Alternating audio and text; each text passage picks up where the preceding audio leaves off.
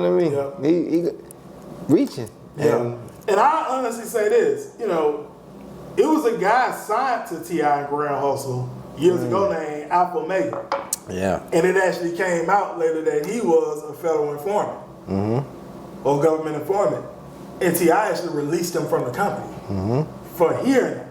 So T.I., you know, of course he's grown over the years and things of that nature, but T.I. come from the streets as well. So just by you even seeing that there, right, that he let Alpha Mega go, just because he thought he was working with the government, that shows you that T.I. ain't attempting to work with no government. And T.I. even said, like I said, in an interview I seen recently, he gave his federal inmate like information and said, go look me up. Look me up. On the internet. He said, all the information is public. If you really want to go see if I told on anybody, all my information is public. Even things that I said in court, the court minutes, everything is public information. He said, if you really care, for you quote unquote street guys, most civilians don't really care anyway, right? Let's just be real. But for you quote unquote street guys, just go look it up and present the paperwork. Yeah, because you know they always like to make this thing about T.I. got caught with all the got a year and stuff. But the thing is, paperwork. Yeah, T.I. he got back to back at one point. Yeah.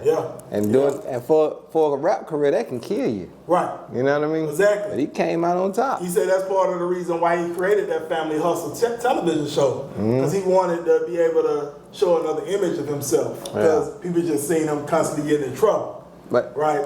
And now I think T.I. he got morals.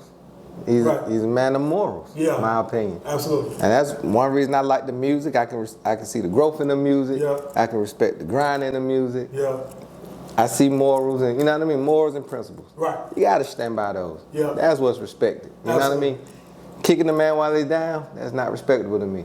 Just online doing a little boot, that's, you know, you love it, you make money from it, woo, but it ain't respectable. Exactly. You know what I mean? Agree, 100%. Now, we'll move on, Bree. So then, maybe a week or so later, T.I.'s on $1 million worth of game podcast. And then they bring it up again about the verses. They're asking him a question again. T.I. didn't come on the podcast soliciting a verses. They asked him a question about the 50 Cent comment he made in terms of verses. And at that point, that's when T.I. was saying, listen, some years ago, we did have a conversation behind the scenes about doing it. 50 had like he agreed to it.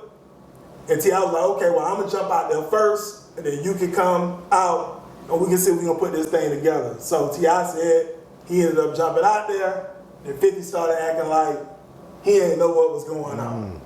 So that's when T.I. started to question 50's character.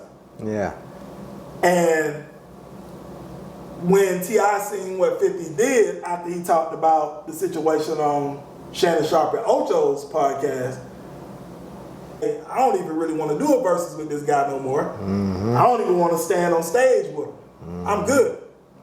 That's when 50 comes out and dropped a picture of Tiny on his Instagram, basically showing a photo that may not have been as attractive to people of Tiny performing on the stage. Right. And that's when T.I. said, okay, now it's war. So he brought women into it. He brought women into it. Unnecessarily. Exactly. And then that's when T.I. comes with the first diss record of War. Then he came with the right one right after that. Right. And then now you got King as well jumps in. Because he talking about his mama. Who's one of T.I.'s son, That's his mama. He talking about his mom. He jumps in and starts taking shots about 50 and his mother, who was not here with us at this time. Now, what were some of your thoughts on that, Bree?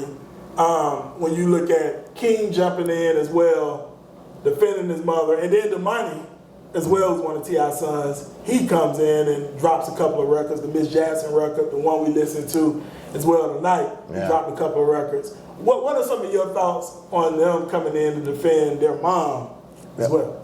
I guess, you know, even though T.I. is who he is, and that woman Tiny, she's still somebody's mama. Right. So anybody who got a mama, and you talking about my mama, Talk about your mama. You know what I mean? You shouldn't have said nothing about my mama. Yeah. Man, that's his wife, but this is my mama. Yeah. You know what I mean? Yeah. As a son, you can't talk about my mama. You feel me? Yeah. My mama, she ain't gotta say nothing. I'ma say it all for her. You know what I mean? Yeah. And if that was dirty what you did, you feel me? Yeah. Not showing my mama in the best light possible that you can. Exactly. You wanna try to embarrass my mama? Yeah. Nigga, what's up? Yeah. You know what I mean? Yeah. Your mama now. You know what I mean? Unfortunately, you feel me? Yeah. It's, I think, fair game. Yeah. Yeah. I agree. You can't tell nobody how to respond when it comes to their mom. Exactly. You know what I mean? You know what I mean? Yeah. Now, Tip ain't say nothing about his mama. Right. No, he didn't. You know what I mean? But the sons, like, hey, no, this my mama, though. Exactly. You feel me? Exactly. So, hey. Yeah. Yeah. You can't put no leash on that. Yeah. You know what I mean? Yeah. What's finna happen after you talk about my mama, that's just what's finna happen. Right. Yeah, I agree. Yeah. And I'll say this as well. You know, T.I. went on to drop some more diss records as well towards 50 because he kept posting things in regards to him and Tiny on his Instagram, 50. So T.I. released some more diss records. He said, every time you post my wife, I'm coming at you. Now, I want to say this because I didn't speak about this much in the last podcast. And I actually have given 50 his props in other podcast episodes in regards to his business. Yeah, business, in terms of business. Absolutely. I have. You can go back and listen to the episode. So if you're tuning in to this, I know 50 and his fan base, you know, you all think everybody hating on 50. We're not hating on 50. I've given 50 his props in other episodes. If you go back and look at some of our other content.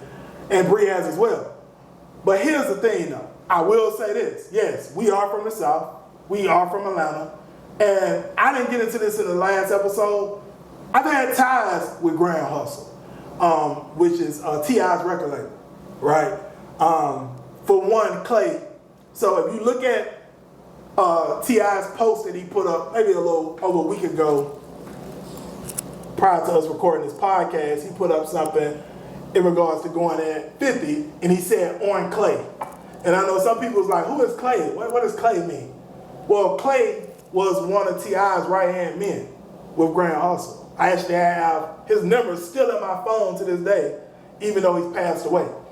Me and Clay used to talk all the time on the phone because I booked Young Dro on 3 different shows in Atlanta. I was a club promoter. So if you're new here, I was a club promoter here in Atlanta.